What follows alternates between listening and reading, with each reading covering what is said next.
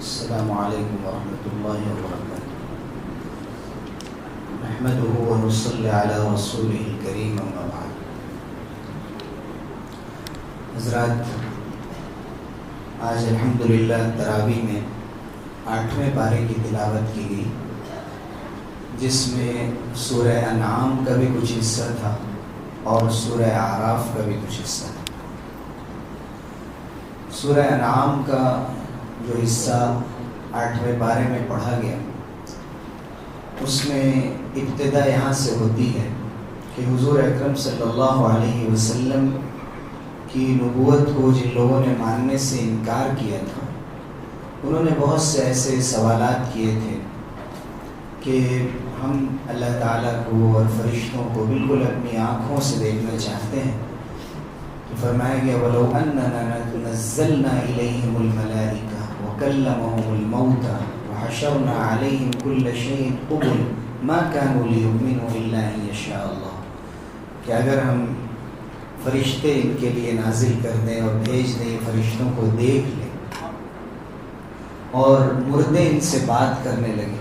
اور ہر چیز ان کے سامنے کر دیں، تب بھی یہ ایمان لانے والے نہیں ہیں۔ وَلَكِنَّ أَكْثَرَهُمْ يَجْهَلُونَ، اکثر لوگ نادانی میں، جہالت میں پڑے ہوئے ہیں۔ انہوں نے طے کر رکھا ہے کہ یہ مان کر نہیں دیں گے اور ایمان نہیں لائیں گے۔ تو ایسے لوگوں کا ذکر فرمایا گیا جو بہت ہی ضدی اور ہٹ دھرم ہے، اور حضور اکرم صلی اللہ علیہ وسلم کو اطمینان دلایا گیا کہ آپ کو جو اللہ تعالیٰ نے معجزات دیے ہیں، جو میریکلز دیے ہیں، ان میں سب سے بڑا معجزہ قرآن کریم۔ اگر قرآن کریم کو دیکھ کر اور آپ کے اخلاق کو دیکھ کر یہ متاثر نہیں ہوتے اور یہ نہیں مانتے، تو ہم دنیا کی کوئی چیز بھی ان کے سامنے رکھ دیں، اس پر یہ ایک اعتراض ضرور پیش کریں۔ لیکن آپ کا کام اللہ کا پیغام انسانیت تک پہنچانا ہے۔ اکثر لوگوں کے اعتراض پر آپ کان نہ دھریں، اس طرف توجہ نہ دیں۔ وَإِن تُطِعْ أَكْثَرَ مَنْ فِي الْأَرْضِ يُضِلُّوكَ عَنْ سَبِيلِ اللَّهِ، اگر زمین میں جو لوگ ہیں، اگر اکثریت کی بات پر آپ چلنے لگیں کہ زیادہ تر جو لوگ بات کہہ رہے ہیں اسی بات کو صحیح مانا جانے لگے، تو یہ لوگ آپ کو سیدھے راستے سے ہٹا دیں گے۔ اور اس سے اسلام کا تصور واضح ہے کہ چند ایسے لوگ جن کو اللہ تعالیٰ نے رائے دینے کی صلاحیت دی ہے، جن کو علم دیا ہے، ان کی رائے کی زیادہ اہمیت ہے اس کے مقابلے میں کہ صرف نمبرز دیکھے جائیں اور گنے جائیں کہ زیادہ لوگ کس طرف جا رہے ہیں یا زیادہ لوگ کیا بات کہہ رہے ہیں۔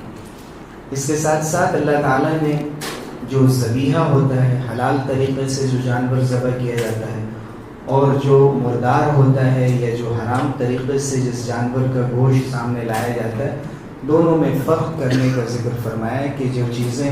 اللہ کے نام پہ ذبح کی گئی ہیں، جو جانور ذبح کیے گئے ہیں، تم انہیں کھا سکتے ہو۔ جن پر اللہ کا نام نہیں لیا گیا ہے، ان کو تمہارے لیے کھانا درست نہیں۔ پھر اسی سورہ کے اندر اللہ تعالیٰ نے ایمان والوں کی تعریف بیان فرمائی کہ وَمَنْ كَانَ مَيْتًا فَأَحْيَيْنَاهُ وَجَعَلْنَا لَهُ نُورًا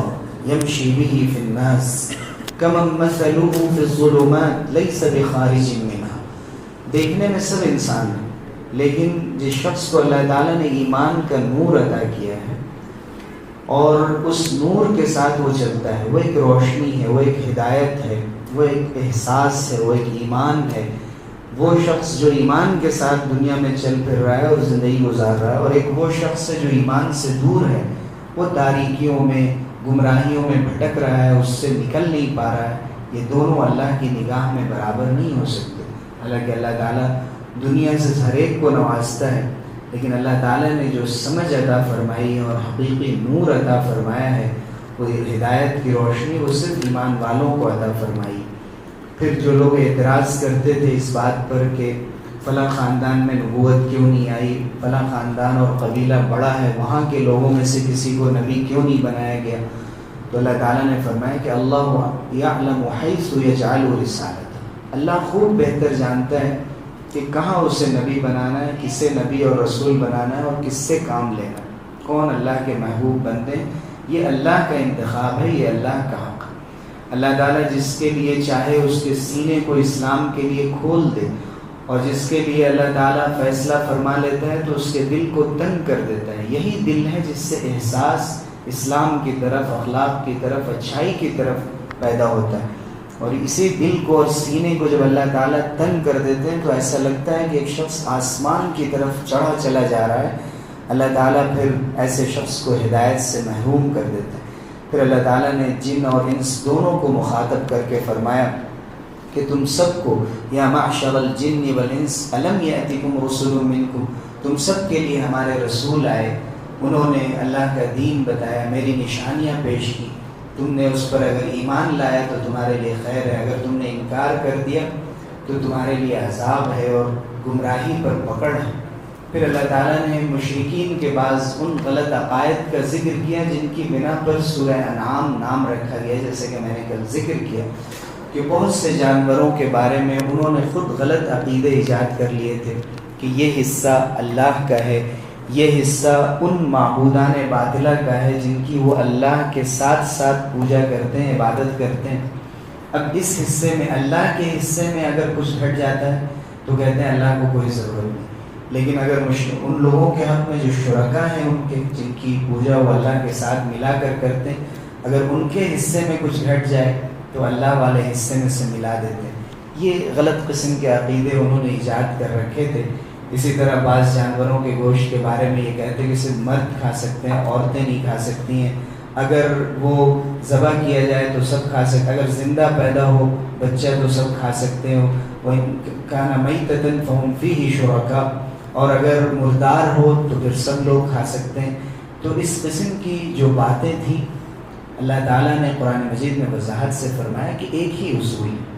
جو رگیں کاٹی جانی چاہیے رگیں کاٹ کر صحیح طریقے سے ذبح کر کے اگر کھایا جائے سب کے لیے جائز ہے، اور اگر یہ نہیں ہے تو پھر کسی کے لیے بھی جائز نہیں. یہ خاص طریقے کی فکر اور عقیدہ ایجاد کر لینا جانوروں کے بارے میں یہ تمہارے لیے جائز نہیں. اللہ تعالیٰ نے یہ سب جانور اپنی نشانیوں کے طور پر بنائے. کسی جانور کو سواری کے لیے بنایا، کسی کو بوجھ لادنے کے لیے بنایا، کسی کے گوشت اور دودھ کے استعمال کے لیے بنایا. اللہ تعالیٰ نے کچھ جانوروں کا تذکرہ فرمایا، اشارہ فرمایا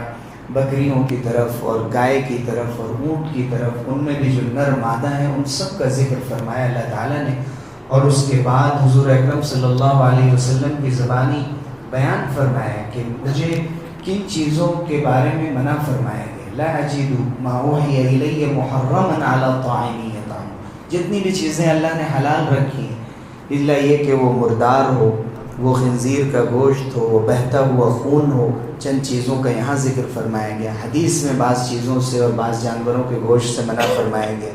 پھر اسی سورہ کے اندر تقریباً 10 ایسی ہدایات دی گئیں جو بہت ہی جامع ہیں، جن کا ذکر دوسری صورتوں میں بھی ہے، لیکن یہاں خاص طور سے ایک خاص انداز میں اللہ نے فرمایا کہ آپ کہہ دیجئے کہ آؤ میرے پاس، میں پڑھ کر سناتا ہوں کہ کیا چیزیں ہیں جنہیں تمہیں اختیار کرنا چاہیے. تعالوا اتلو، آ جاؤ میں تمہیں پڑھ کر سناتا ہوں. حضور اکرم صلی اللہ علیہ وسلم کے ذریعے سے اللہ تعالیٰ نے توحید کی اہمیت بیان فرمائی، والدین کے ساتھ احسان کی اہمیت بیان فرمائی. پھر اس کے بعد فرمایا کہ اپنے بچوں کو قتل مت کرو، خاص طور سے جو بیٹیوں کو قتل کرنے اور زندہ ان کو دفن کرنے کا رواج تھا، اور آج بھی کسی نہ کسی شکل میں دنیا میں بیٹیوں کو دنیا میں آنے سے روکا جاتا ہے، اور کہیں کہیں برتھ کنٹرول اور فیملی پلاننگ کے نام پر جو طریقے بھی ایجاد کیے جاتے ہیں وہ سب اس آیت کے اندر شامل ہے کہ وَلَا تَقْتُلُوا أَوْلَادَكُمْ مِنْ إِمْلَاقٍ، کہ اپنے بچوں کو تنگ دستی کے ڈر سے اور صرف اس ڈر سے کہ میں کیا کھلاؤں گا قتل مت کرو. دنیا میں آنے سے مت روکو، جب وہ دنیا میں آ چکے ہوں تو ان کی جان لینے سے بچو. ان چیزوں کی طرف اشارہ فرمایا گیا اور ہدایت دی گئی. یتیموں کا حق پھر یاد دلایا گیا، پھر وعدے کی پابندی کا خیال کرنے کو کہا گیا. پھر اللہ تعالیٰ نے اس طرف توجہ دلائی کہ دیکھو اعلان کر دو کہ ان ھذا صراطی مستقیما فاتبعوہ. اے اللہ کے رسول، اے میرے نبی، آپ کہہ دیجئے کہ یہی میرا سیدھا راستہ ہے، اسی پر چلو. ولا تتبعوا السبل، اور ادھر ادھر جو دوسرے راستے جا رہے ہیں بظاہر دیکھنے میں وہ جتنے بھی پرکشش ہوں، مؤثر ہوں، اور دیکھنے میں بظاہر دنیا کا جتنا بھی فائدہ اس میں نظر آ رہا ہو، ان راستوں پر مت جاؤ. یہ راستے تمہیں سیدھے راستے سے دور لے جائیں گے. فتفرق بکم عن سبیل، اور اللہ نے فرمایا کہ ذالکم وصاکم، یہ اللہ کی وصیت ہے. اللہ کے قرآن میں آ جانا کافی ہے، لیکن اللہ تعالیٰ الگ سے فرما رہا ہے. اللہ تمہیں حکم دیتا ہے، تمہیں وصیت کرتا ہے، نصیحت کرتا ہے. دیکھو ذرہ برابر بھی اس راستے کو مت چھوڑنا. یہ ہے صراط مستقیم کی اہمیت کہ جسے کبھی کبھی ہم اپنی زندگی میں نظر انداز کر دیتے ہیں، حلال و حرام کی تمیز ختم ہو جاتی ہے، ہم یہ بھول جاتے ہیں کہ قرآن کا راستہ کیا ہے اور وہ راستے کیا ہیں جو قرآن کے مخالف۔ پھر آگے اللہ تعالیٰ نے فرمایا کہ اللہ کے رسول آپ کہہ دیجئے ان صلاتی و نسکی و محیای و مماتی للہ رب العالمین، بے شک میری نماز، میری عبادتیں، میری قربانی، میرا جینا مرنا سب اللہ کے لیے، اس کا کوئی شریک نہیں ہے، مجھے اسی کا حکم دیا گیا اور میں سب سے پہلے اللہ کے سامنے جھکنے والا ہوں۔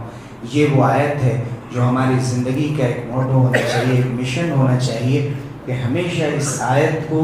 ہم اپنی نظر کے سامنے رکھیں، اپنی زندگی کا نصب العین بنائیں کہ ہمارا کوئی بھی عمل اللہ کے لیے ہو۔ جب یہ واضح رہے گا، یہ طریقہ ہمارے سامنے واضح رہے گا، تو یہ چیزیں ہمیشہ ہمیں ایک مومن اور ایک مخلص ایمان والے کی شکل میں باقی رکھے گی، جو اللہ کا سب سے بڑا ہم سے مطالبہ ہے، جو قرآن کا مطالبہ ہے۔ پھر سورہ اعراف ہے، سورہ اعراف بھی مکی سورہ ہے، ہجرت سے پہلے نازل ہوئی، شروع میں حروف مقطعات ہیں جیسا کہ سورہ بقرہ میں تھے، سورہ آل عمران میں تھے، اور اس کے بعد قرآن مجید کی تعریف بیان فرمائی گئی ہے۔ پھر حضرت آدم علیہ السلام